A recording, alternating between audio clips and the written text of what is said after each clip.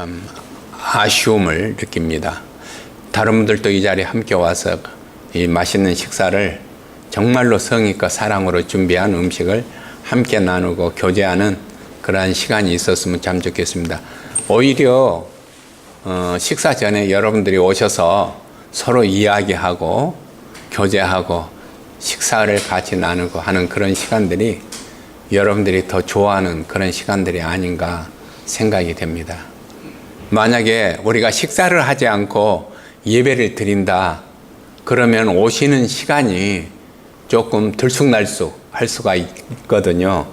근데 미리 식사를 하니까 그런 예배를 드리는데 일사불란하게 함께 예배를 드릴 수 있어서 좋은 것 같습니다. 오늘 요한일서 3장 1절부터 12절의 말씀은 하나님의 계획인데요. 오늘 이 말씀을 통해서 올 2019년도 우리에게 향하신 하나님의 계획이 무엇인가 하는 것을 알고 힘있게 우리가 사는 올 한 해가 되었으면 좋겠습니다. 아까 우리 이건 목사님도 올 한 해 여러분들의 뭐 계획이 있느냐 어쩌냐 그랬는데 하나님도 우리에게 계획을 항상 갖고 계십니다.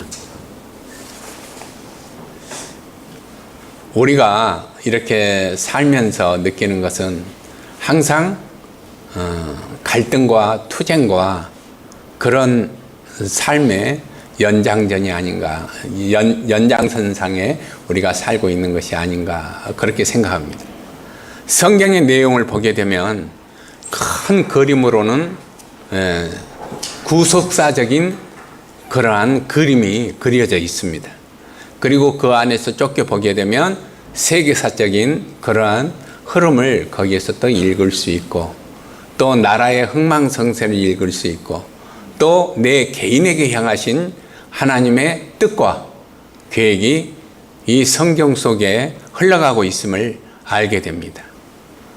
물론 하나님의 구속사적인 그러한 큰 그림으로 보게 되면 우리가 살아가면서 이해할 수 없었던 그런 삶의 모습들, 흐름들에 대해서 하나님께서는 큰 뜻이 있겠구나 라고 수용하는 마음이 있겠지만 우리가 좁은 시각으로 우리 자신들을 보면서 살아간다면 왜 하나님은 이렇게 하셨을까라고 하는 그러한 의문이 우리의 마음속에 올 한 해도 살아가면서 몇 번이나 일어나지 않을까 그런 생각을 합니다. 하나님의 계획은 단순합니다. 오늘 1절에서 이야기한 것처럼 하나님께서 예수 그리스도 독생자를 십자가에서 죽게 하심으로 피 흘리심으로 누구든지 저를 믿는 자마다 멸망치 않고 영생을 얻게 하시고 하나님의 자녀되게 하신 이것이 하나님의 뜻입니다. 이것이 요한 복음서에 나온 그 믿음의 서신에 나온 뜻이죠. 근데 오늘 요한일서 3장 1절에서도 보게 되면 하나님께서 우리를 자녀라 일컬으셨다라고 말합니다. 그렇게 불러주었다는 거예요. 너는 하나님의 자녀야. 그런데 그 자녀의 삶의 모습이 어떠한가? 100%냐, 50%냐, 80%냐, 100%냐? 사람들에 보게 될 때는 이렇게 평가하는 모습이 있을런지 모르지만은 하나님께서는 그리스도 예수 안에 있는 자들에게는 하나님의 자녀라고 칭해 주신다는 거예요. 하나님께서 그렇게 칭해 주시면 하나님의 자녀가 된 것입니다. 우리는 이런 부분들에 대해서 타인과 비교하고 내면의 서류와 비교하게 될 때 과연 그러할까라고 하는 생각이 들 수 있겠죠. 이것은 확신이 있는 것이 아니라 의심이 우리의 내면의 중심을 흔들어 버리기 때문에 내가 그 가운데서 갈등하는 거죠. 그리고 타인하고 비교할 때도 마찬가지입니다. 그런데 성경에서는 누구든지 그리스도 안에 있으면 하나님의 자녀라고 하는 그렇게 일컬어 주신다 하는 말씀입니다. 성경에서 보면은 성경은 전쟁의 역사라고도 또 할 수 있습니다. 끊임없이 싸우죠. 예. 전쟁과 승리와 패배와 이런 그 모습들이 사이클을 그리면서 이렇게 흘러나가고 있는 것을 보게 됩니다. 죄를 짓게 되면 주변에 있는 나라나 민족을 쳐서 징계하시고, 회개하면 구원해 주시고, 그리고 영광도 주시고, 또 잘못하면 이웃 나라를 쳐서 일으켜 세워서 하나님의 자녀들을 징계하셔서 정신 차리게 합니다. 이런 과정들이 전쟁의 역사예요. 우리는 지금 보이지 않는 그러한 전쟁 속에서 살아가고 있다라고 말할 수 있습니다.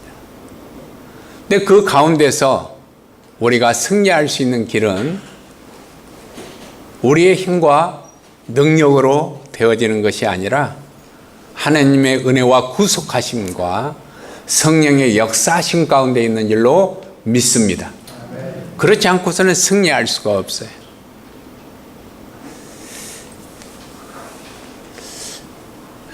미국의 그 갱단의 그러한 그 모습을 그린 영화가 있는데요. 이 미국 갱단들도 이렇게 서로 마피아 간에 서로 싸울 때, 갱단끼리 서로 싸울 때 무엇을 할까요? 하나님, 우리가 이번 전쟁에서 이기게 해 주십시오 라고 목사님한테 기도를 부탁하는 거예요. 하나님, 우리가 이번 전쟁을 하는데 이기게 해달라고. 그 내용이 갱스 오브 뉴욕이라고 하는 영화입니다. 골프전 때도 대통령이 성공의 신부에게 전쟁에서 승리하게 해달라고 기도를 부탁했을 때 그 성공의 주교가 거부했어요. 나는 거기에 기도하지 못하겠다. 이라크 전쟁에 대해서 인정하지 못하겠다. 오히려 다른 나라의 빈곤과 기아와 질병으로 고통받고 있는 이런 것들을 무시한 채 자국의 이익만을 위해서 전쟁을 서슴지 않는 미국의 형태에 대해서 나는 기도할 수 없다라고 이야기하면서 이런 말을 했어요. 이제 미국은 더 이상 하나님 아래 세워진 국가라고 하는 표현을 포기할 때가 왔다. 이렇게 이야기를 했습니다. 그렇지만 우리가 성경을 보게 되면은요, 이스라엘 백성들이 전쟁하러 갈 때 누구한테 기도합니까? 하나님께 기도를 하지 않습니까? 여호와 하나님께. 그런데 어떨 때는 이기게 하시고 어떨 때는 졌어요. 그것은 그 전쟁하는 목적이 왜 하는 것인가에 대한 것에 따라서 달라졌습니다.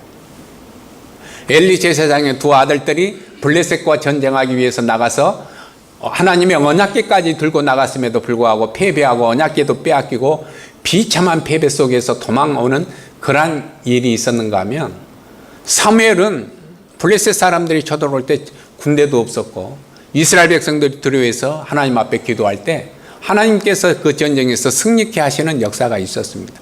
이스라엘 백성들이 가나안 땅에 들어갈 때도 그랬고, 여러 가지 많은 전쟁 가운데서 하나님께서 함께 하시는 것은 하나님께서 함께 할 만한 그들이었는가 하는 것에 대해서 초점이 있습니다. 아마 올 한 해 우리가 살아갈 때 내부적으로 외부적으로 여러 가지 많은 일들이, 갈등들이, 어떻게 좀 더 거창하게 표현하자면 전쟁들이 우리의 삶 속에서 끊임없이 일어나게 될 것입니다. 그것을 우리의 정신을 피곤하기도 하고 우리의 삶에 고통도 주고 힘들게 하고 우리를 패배감 속에서 빠뜨려서 어려운 가운데 살아가도록 하는 그 어떤 동기가 될 수도 있을 것입니다.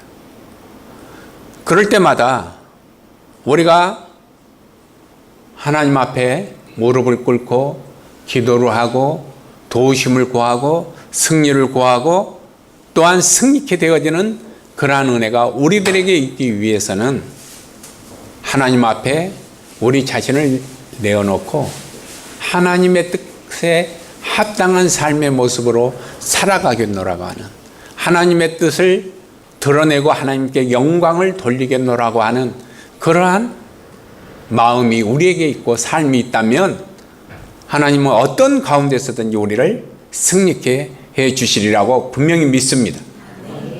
예, 사람들은 자기들의 기분이나 감정 또한 육체적인 어떤 상태에 따라서 여러 가지 마음의 기복이 일어나는 경우가 많습니다. 근데 그러한 인간의 감정과 육체적인 상태를 사단이, 마귀가 알고서 조종을 한단 말이에요. 그래서 우리가 슬프고 우리가 진창의 수렁에 빠져서 코가 석자나 빠져서 있을 때 격려해서 일으켜 세워주는 분은 하나님이시지 사단은 아니에요. 근데 이상하게 우리가 부정적인 감정이 있을 때는 더 다른 사람의 말을 듣지 않고 하나님의 음성도 구하려고 하지 않고 자기 감정에 충실하거나 또한 환경에 충실해서 그것을 주장하고 있는 마귀의 형태에 따라서 끌려가서 그것이 마치 대세인 것처럼, 마치 그것이 옳은 것인 것처럼, 정당한 판단인 것처럼 생각하고 행동하는 그러한 태도를 가질 수가 있습니다. 이게 승리할 수가 없죠. 점점 우리의 삶은 어려워질 수밖에 없습니다. 그럴 때 우리를 구원하시고 우리를 주관하셔서 세우신, 즉 내가 지금 현재 어떠하든지 간에 하나님께서 나를 보실 때 아이고 저놈 또 문제가 있어서 코가 석자나 빠졌구나 이렇게 보시는 것이 아니라 하나님의 자녀라고 칭해 주시는 거예요. 일컬어 주시는 거예요. 너는 하나님의 자녀야. 하나님의 자녀로 하나님께서 칭해 주실 때 우리가 바로 그때 하나님을 앙망하고 바라보고 의지하는 그러한 삶의 태도가 있다면 우리는 그 자리에서 일어설 수 있는 줄로 믿습니다. 사람에게 다가와서 일어나는 모든 그 일들의 원인은 뭐냐면 우리가 고뇌와 어떤 불행과 사건 모든 것의 근원은 죄예요. 성경은 그것을 죄라고 이야기하고 있습니다. 창세기에서 아담과 하와가 범죄하였을 때 그리고 그 범죄한 그 현상으로서 가인과 아벨의 다툼으로 그런 어떤 죽음의 모습들이 이렇게 일어나는 그런 사건들을 보게 될 때 그 원인이 뭐냐? 이게 죄예요. 욕심이죠. 이게 성경에서는 세 가지로 이야기하고 있죠. 안목의 정욕, 이생의 자랑, 육체의 정욕이라고 이야기하고 있어요. 근데 사람이 여기에서 자유로울 수가 없잖아요. 자유로울 수 없어요. 항상 그 가운데 놓여 있는 거예요. 여기에서 벗어날 수 있는 성자도 없고 어느 사람도 없어요. 예수님의 제자들도 벗어나지 못했어요. 단 그 가운데 있음을 알고 주를 의지하는 신앙의 믿음의 태도가 있느냐 없느냐에 따라서 결판되어지는 줄로 그렇게 믿습니다. 사람은 항상 사단의 세력 가운데 있어요. 아직은 사단의 세력이 이 세상을 지배하고 다스리고 억압하고 모든 권세를 갖고 있는 것처럼 그게 느껴지잖아요. 그 가운데 우리가 살고 있어요. 그러한 고난과 어려움을 사람들은 각각 다른 방식으로 해결하려고 그래요.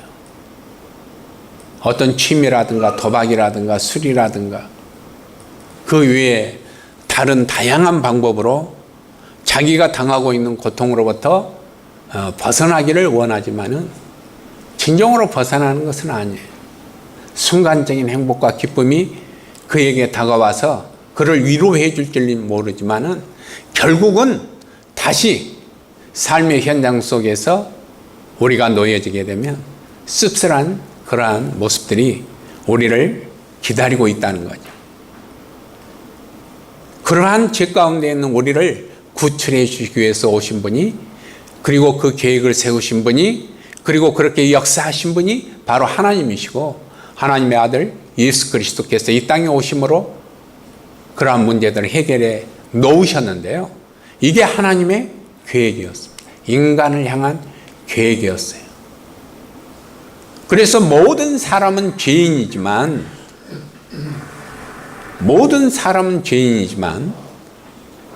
또한 사단의 영향력으로부터 벗어날 수 없고 육체적인 한계 속에서 살아가고 있지만, 그 가운데서도 하나님께서는 우리를 구원하시고자 하시는 하나님의 은혜를 베푸셨다는 거예요. 그걸 자기가 죄인임을 깨닫고, 내 힘으로는 안 되는구나, 내 감정으로도 안 되고 나의 능력으로도 안 되고 하나님께서 해결해 놓으신 십자가의 은혜로만이 내가 하나님의 곁에 살 수 있겠구나, 나의 이러한 모든 어려움으로부터, 속박으로부터, 얽매임으로부터 벗어날 수 있겠구나 하는 그러한 사실을 깨닫고 주님 앞에 자복할 때에 주께서 우리를 어떠한 가운데 있든지 세우시고 일으켜 세우셔서 우리를 구속하시고 구원하신 줄로 믿습니다. 우리 모두가 다 이러한 하나님의 은혜 가운데 거하시는 은혜가 있기를 주님의 이름으로 축원합니다. 예. 로마서 13장 1절에 보게 되면은요, 이 땅에 존재하는 모든 다스리는 권세는 하나님께 났음에 하나님에 의해서 세워진 것이다 라고 말하고 있습니다. 하나님께서 정해 놓으신 부분들이 있어요. 그 권세를 위임받아서 사용하고 있을 뿐이에요. 사단의 역사도 그렇고 세상의 권세도 그렇고 이러한 모든 힘들이, 권세가 하나님께 위임받은, 그렇게 그냥 허락해 놓으신 거예요.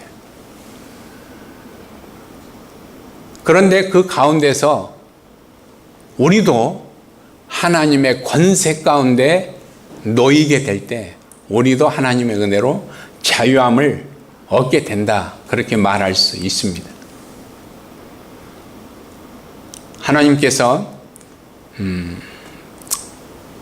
두 가지 길을 우리들에게, 사람에게 주셨어요. 악을 행하는 자가 그대로 살도록 내어버려 두는 것과 그 가운데서 벗어나서 의로움에 하나님께 속량함을 받아서 살아갈 수 있도록 하는 그러한 은혜를 받은 자. 로마서 1장에 보면 내어버려 두셨다라는 말이 3번 나와요. 내어버려 뒀다, 자기 마음대로 내버려 뒀다. 정말로 불행하고 불쌍한 것은 내어버림을 받은 것입니다. 그래, 내 뜻대로 살아, 내가 원하는 대로 살아, 나는 하나님 싫어, 내 뜻대로 살 거야 라고 하는 존재가 행복하고 자유롭고 만사형통의 길이 아니라 그 시간이 짧다는 거예요. 하나님의 은혜를 받지 못하고 살아가는 자는 그 결과는 불행할 수밖에 없습니다. 그래서 전자는 가인의 후예요. 하나님의 은혜와 속박 가운데, 얽매임 가운데 나는 살기를 원합니다. 하나님의 권세 가운데 살기를 원합니다.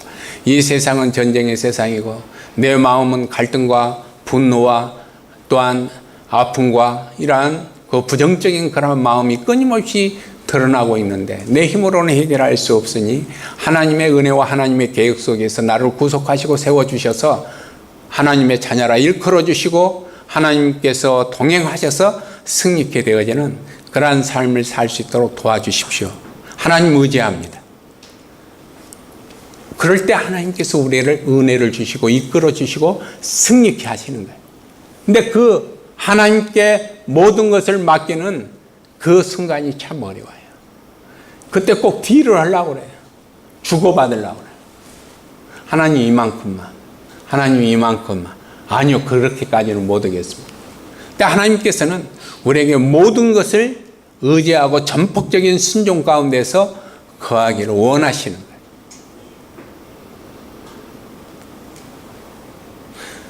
오늘 요한일서에서도 하나님은 사랑이시고 우리를 사랑하신다고 말씀하셨어요.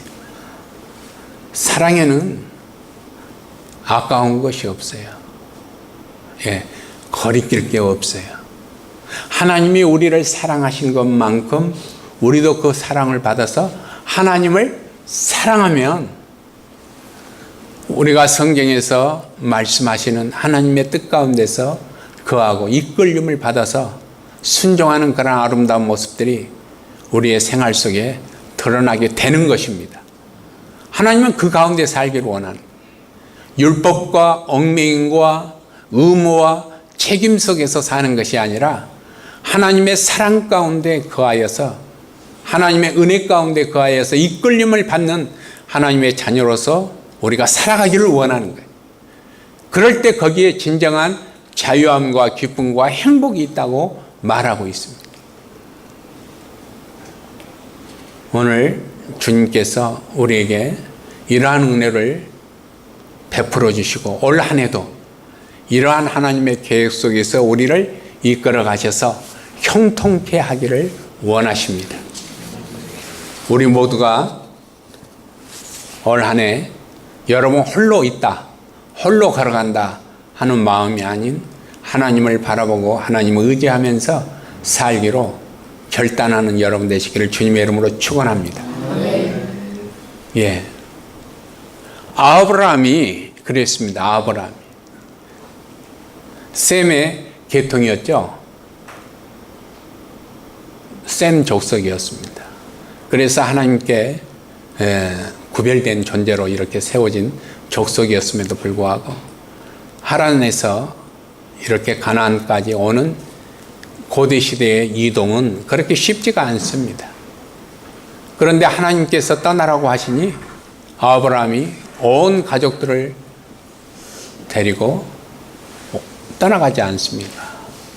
하나님께서 말씀하신 대로 이끌림을 받아서 그래서 그 가운데서 그의 이스라엘 족속들이 세워졌는데 믿음의 조상이라고 하는 그러한 칭호를 받게 되었습니다.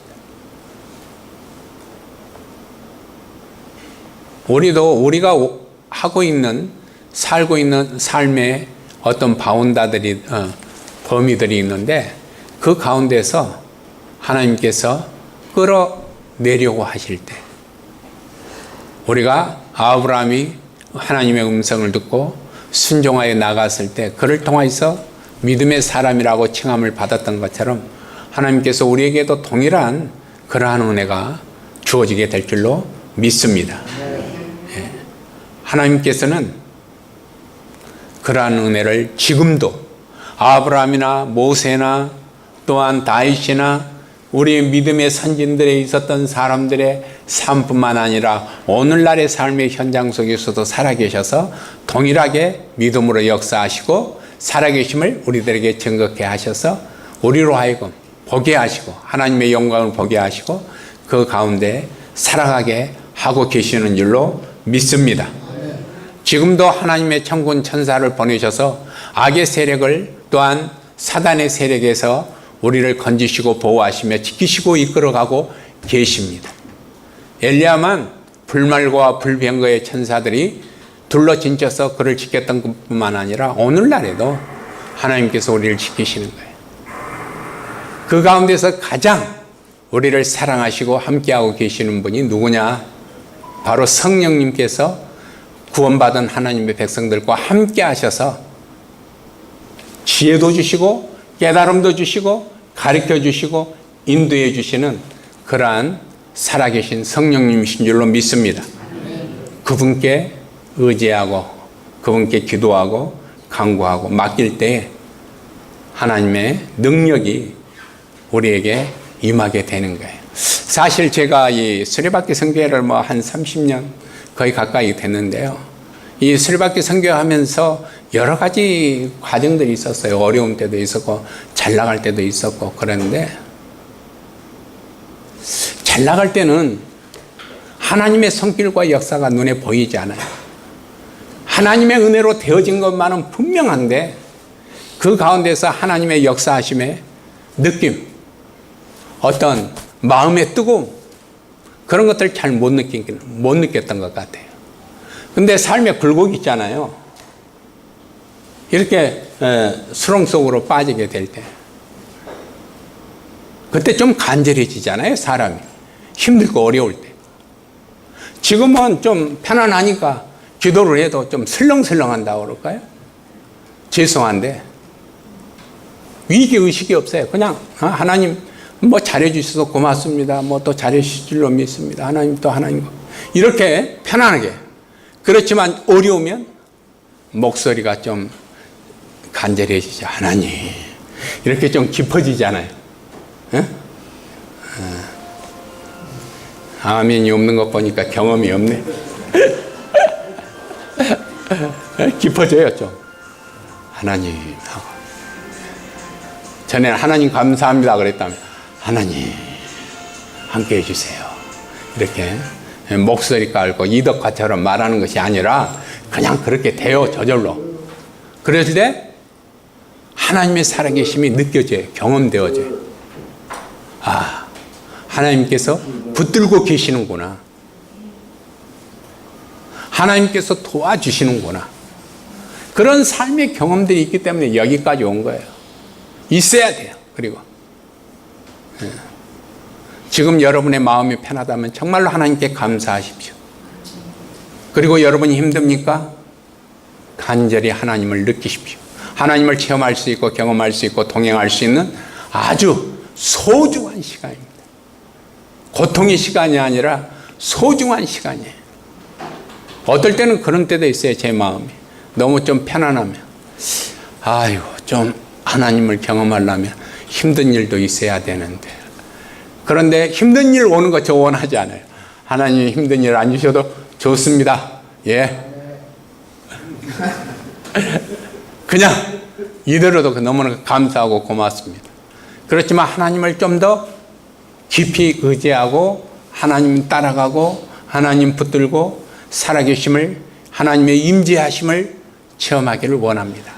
그런 마음이 있어요. 간절한 마음이 있어요. 올 한 해 하나님은 떠나시지 않으셨고 성령님도 우리와 함께 하시고 예수님도 우리를 향한 계획이 있으셨고, 그런 것처럼 올 한 해도 주님께서는 우리와 함께 하시고 계시고 동행하고 계시고 인도해 주고 계시고 형통케 하시는 역사를 우리에게 베푸실 줄로 믿습니다. 아멘. 황금 돼지띠 때문에 부자 되는 것 아니에요. 예. 예수님이 우리와 함께 하시기 때문에 평안하신 줄로 믿습니다.